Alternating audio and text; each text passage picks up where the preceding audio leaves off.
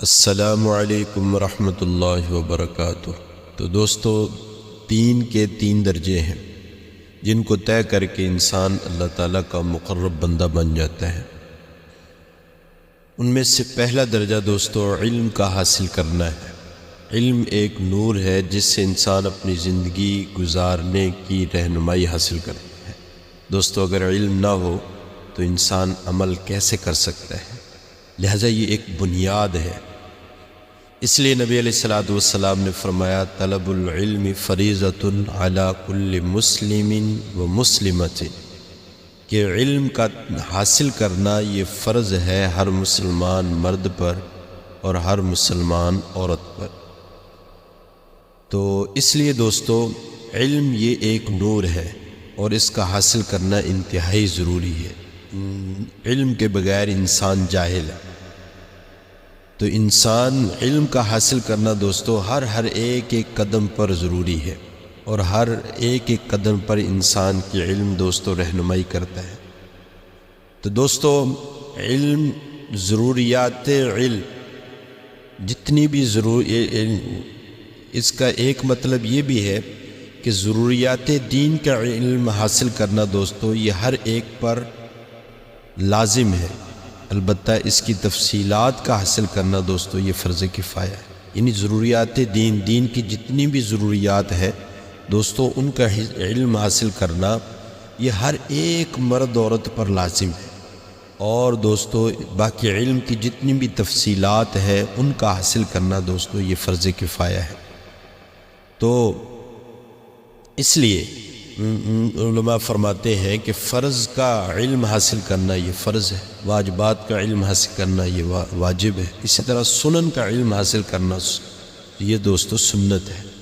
تو اس لیے علم بہت انتہائی ضروری ہے۔ تو علم نہیں تو دوستو کچھ بھی نہیں۔ علم کے بغیر انسان جاہل ہے۔ علم ایسے ہی ہے جیسے انسان کے پاس روشنی ہو، اندھیرا ہو تو ہاتھ میں اگر دوستو ٹارچ ہو تو اندھیرے میں انسان بآسانی سفر کر سکتا ہے، اور اگر دوستو ٹارچ روشنی نہ ہو تو پھر اندھیروں میں کھو جاتا ہے، گم ہو جاتا ہے۔ علم کے بغیر، جس طرح روشنی کے بغیر سانپ اور رسی کی پہچان نہیں دوستو، اسی طرح علم کے بغیر انسان کو حلال حرام کی تمیز انسان نہیں کر سکتا۔ تو اس لیے دوستو پہلا ایک چیز، جیسے بتایا میں نے نا، دین کے 3 درجے ہیں، ان میں سے ایک درجہ دوستو علم کا حاصل کرنا ہے۔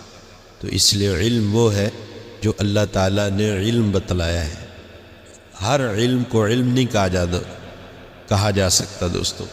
علم وہی ہے جو اللہ تعالیٰ جس کو علم فرماتے ہیں۔ علم اللہ تعالیٰ کے احکامات اور نبی صلی اللہ علیہ وسلم کی فرمان کا نام علم ہے۔ تو اس لیے ان کا حاصل کرنا۔ تو دوسرا درجہ دوستو دین کا، وہ علم پر عمل کرنا ہے۔ علم پر عمل کرنا ہے۔ تو کیونکہ فقط علم حاصل کر لینے سے دوستو انسان کی مغفرت نہیں ہو سکتی، چونکہ اگر صرف علم حاصل کرنے سے انسان کی مغفرت ہوتی تو دوستو شیطان جو ہے وہ سب سے پہلے بخشا جا چکا ہوتا، اللہ تعالیٰ اس کی مغفرت فرما دیتے، کیونکہ اس کے پاس جتنا علم تھا اتنا تو کسی کے پاس بھی نہیں۔ اس لیے دوسرا درجہ جو ہے دوستو علم پر عمل کرنے کا ہے۔ جو بندہ بھی اپنے علم پر عمل کرتا ہے تو اللہ تعالیٰ اس کو علم لدنی عطا فرماتے ہیں۔ اسی وجہ سے حدیث پاک میں آتا ہے، من عمل بما علم ورثہ اللہ علم ما لم یعلم، کہ جو بندہ بھی جتنا اس کے پاس علم ہے اگر وہ اس پر عمل کرے تو اللہ تعالیٰ اس بندے کو وہ علم عطا فرماتے ہیں جو یہ نہیں جانتا۔ تو اس لیے دوستو آج کل ہمارا دستور یہ بنا ہوا ہے، مثال کے طور پر طلبہ پڑھتے ہیں یا ہم جو کچھ بھی نالج میں آتا ہے، علم میں آتا ہے، تو ہم یہ کہتے ہیں کہ عمل بعد میں کر لیں گے۔ دوستو یہ ترتیب نہیں ہے۔ ترتیب یہ ہے کہ جو سیکھو اس پر عمل کرو، جو پڑھو اس پر عمل کرو۔ طلبہ کے ذہنوں میں بھی یہ بات ہوتی ہے کہ جو ابھی پڑھ رہے ہیں تو علم کی عمل کرنے کی جو وقت ہے وہ تو فراغت کے بعد ہے، جب فارغ ہوں گے تو عمل کر لیں گے۔ دوستو یہ بات نہیں ہے، بلکہ جو ہم پڑھتے جائیں، ساتھ جو پڑھتے جائیں اس پر ہمارا عمل پورا ہوتا جائے۔ چنانچہ سیدنا صدیق اکبر رضی اللہ تعالیٰ عنہ کا قول ملتا ہے، فرماتے ہیں کہ میں نے سورۃ بقرہ 2 سال میں مکمل کی، اور جب 2 سال کے بعد سورۃ بقرہ میری مکمل ہو چکی تھی تو ساتھ ساتھ اس پر عمل بھی مکمل ہو چکا تھا۔ جو کچھ سورۃ بقرہ میں تھا وہ میری زندگی میں آ چکا تھا۔ اس لیے جو ہے ہم عمل ساتھ ساتھ کرتے جائیں، جو سیکھے علم پڑھے اس کے ساتھ اس کا عمل بھی کرے۔ اس کا بڑا فائدہ یہ ہوگا کہ اللہ تعالیٰ ہمیں اپنے علم پر عمل کرنے کی وجہ سے ہمیں وہ علم بھی عطا فرمائیں گے جو ہم نے پڑھا بھی نہیں، ہمیں کتابوں میں نہیں، اپنی طرف سے اللہ تعالیٰ علم کی برسات فرما دیں گے دوستو۔ تو تیسرا درجہ دوستو ہے اخلاص کا۔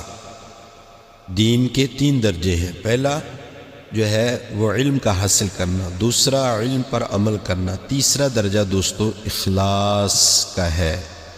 یعنی جو عمل بھی کریں اس عمل کو کرنے کا مقصد صرف اللہ کی رضا ہو۔ عمال کر لینا دوستو آسان ہے، لیکن اس معیار کے اعمال کرنا کہ جن سے اللہ تعالیٰ کی رضا حاصل ہوتی ہے، یہ انتہائی مشکل ہے دوستو، انتہائی مشکل ہے۔ شیطان بڑا ظالم ہے دوستو، انسان کو پتہ نہیں چلتا کہ انسان کی نیت میں خلل ڈال دیتا ہے۔ اس لیے اپنی نیت کو درست کرنا۔ اسی وجہ سے نبی علیہ السلام نے فرمایا انما الاعمال بالنیات، اعمال کا دار و مدار تو ہے ہی نیت پر۔ جس طرح کی نیت ہوگی ویسا ہی دوستو عمل ہوگا۔ اگر نیت خالص ہے تو عمل بھی خالص ہے، اور اگر نیت میں فطور آ گیا دوستو تو پھر عمل کے اندر بھی فطور آ جائے گا۔ تو اس لیے جتنے بھی ہمارے بزرگ ہیں، بڑے ہیں دوستو، وہ عمل بھی کرتے تھے اور ساتھ ساتھ ڈرتے بھی رہتے تھے۔ ساری رات تہجدوں میں کھڑا ہو کر پوری زندگی کبھی تہجد جنہوں نے نہیں چھوڑی، تو وہ دوستو رات کو اللہ کے سامنے کھڑے ہو کر دعائیں کر رہے، ما عبدنا حق عبادتی وما عرفنا حق معرفتی، اللہ ہم نے تیری عبادت نہیں کی جس طرح تیری عبادت کرنے کا حق، ہم نے آپ کو نہیں پہچانا جس طرح آپ کو پہچاننے کا حق۔ تو اعمال کرتے بھی تھے اور اللہ سے ڈرتے بھی تھے۔ تو اخلاص دوستو اعمال کے اندر یہ انتہائی ضروری ہے۔ قیامت والے دن جو عمل کے اندر دوستو وزن ہوگا نا، وہ اخلاص کا ہوگا۔ اعمال دوستو گنے نہیں جائیں گے، تولے جائیں گے۔ دنیا میں تو ہم پیسہ گنتے ہیں نا دوستو، تو کل قیامت والے دن اللہ تعالیٰ اعمال گنیں گے نہیں بلکہ تولیں گے، تو اس کے اندر جو وزن پڑے گا دوستو وہ اعمال کا ہوگا۔ تو اس لیے اخلاص سے عمل کرنا۔ تو اخلاص والے جتنے بھی ہیں اللہ تعالیٰ نے ان کی زندگیوں میں برکتیں ڈالی ہیں، ایسی طرح سے اللہ تعالیٰ نے ان کو یعنی نوازا کہ انسان سوچ بھی نہیں پاتا ہے نا کہ مصابیح الہدا، اخلاص والے جو ہیں مصابیح الہدا، یہ ہدایت کے چراغ ہیں دوستو۔ ان کی وجہ سے اللہ تعالیٰ ہدایت کے چراغ فرمایا اخلاص والوں کہ ان کی وجہ سے اللہ تعالیٰ ہدایت کر دیتے ہیں۔ تو کتنے واقعات ہیں دوستو اخلاص والوں کے، اللہ تعالیٰ نے ان کو اپنی زندگی اخلاص سے گزارنے کی برکت سے کیسا نوازا۔ چنانچہ ایک واقعہ لکھا ہوا ہے کہ دریائے جمنا کے قریب ایک بزرگ رہا کرتے تھے، دریائے جمنا کے کنارے۔ دوستو ایک شخص آیا ان کے پاس اور آ کر کہنے لگا کہ حضرت میں نے اس دریا سے پار جانا ہے اور دریا کے اندر طغیانی ہے، تو لہذا کشتی کا سفر ہو نہیں سکتا، تو میں کیا کروں؟ تو ان اللہ والوں نے کہا کہ بھی جاؤ دریا کو جا کے پیغام دے دو کہ وہ شخص تجھے حکم کرتا ہے کہ جس شخص نے آج تک اپنی بیوی سے ہم بستری نہیں کی اور آج تک اس نے کھانا نہیں کھایا، تو وہ شخص تجھے حکم کرتا ہے کہ مجھے راستہ دے دے، میں نے اپنے حاجت کو پورا کرنا ہے دریا کے دوسرے پار، اور پورا کر کے میں واپس آ جاؤں۔ تو اللہ کی شان، وہ شخص گیا اور اس نے دریا کو حکم دیا، دریا نے اس کو راستہ دیا، وہ شخص گیا اور اپنی حاجت کو پورا کر کے واپس آ گیا، اپنے کام میں لگ گیا۔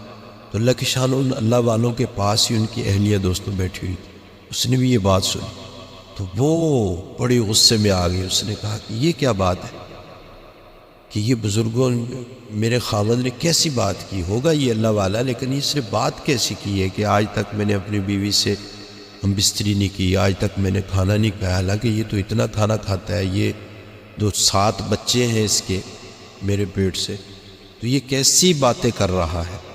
یہ تو میری تذلیل کر رہا ہے، تو یہ کیسی اس نے بات کر؟ تو اللہ کی شان جب اللہ والے گھر آئے تو جو اس کی بیوی ہے اس کا چہرہ بگڑا ہوا، اس نے کہا کہ یہ کیا بات ہے؟ تو اللہ والوں نے پوچھا کہ کیا بات ہے جی؟ تو اس نے بتایا کہ میں نے یہ تو چلو جو آپ کھاتے ہو پیتے ہو، یہ جو جسم آپ کا پلا ہوا ہے، یہ تو اللہ جانے اور آپ جانے کہ آپ کھا کھا کے اتنے موٹے ہو چکے ہیں، لیکن یہ مجھے بات سمجھاؤ کہ جو آپ کر رہے ہیں کہ آج تک میں نے اپنی بیوی سے ملاقات نہیں کی، ہم بستری نہیں کی، تو یہ 7 بچے پھر کہاں سے آ گئے؟ تو ان اللہ والوں نے پھر اپنی اہلیہ کو سمجھایا کہ بھائی بات یہ ہے کہ جتنی دفعہ بھی میں آپ کے پاس آیا ہوں، میں نے آپ سے ملاقات کی ہے، تو میں نے اس نیت سے کی ہے کہ آپ کا مجھ پر حق ہے، تو اس حق کو، چونکہ یہ حق پورا کرنے کا حکم اللہ تعالیٰ نے دیا ہے، تو میں نے اس حق کو پورا کرتے ہوئے آپ سے ہم بستری کی ہے، تو لہٰذا میں نے اس اللہ کے حکم کو پورا کرتے ہوئے ہم بستری کی ہے، اس کے سوا میں نے آپ سے ہم بستری نہیں کی۔ اسی طرح جو میں نے کہا کہ میں نے آج تک کھانا نہیں کھایا، تو وہ کھانا چونکہ اللہ تعالیٰ نے حکم دیا ہے کھانے کا، تو میں چونکہ میرے جسم کا بھی مجھ پر حق ہے اور اللہ تعالیٰ کا حکم بھی ہے کہ کھاؤ کلو، تو اور پھر دوسرا میرے جسم کا مجھ پر حق ہے، میں نے کبھی بھی نفس کی مان کر نفس کی مانتے ہوئے، نفس کی جو ہے آسائش کو پورا کرتے ہوئے کھانا نہیں کھایا، بلکہ میں نے اللہ کے حکم کو پورا کر اور اپنے جسم کا جو حق ہے اس کو پورا کرتے ہوئے میں نے کھانا کھایا۔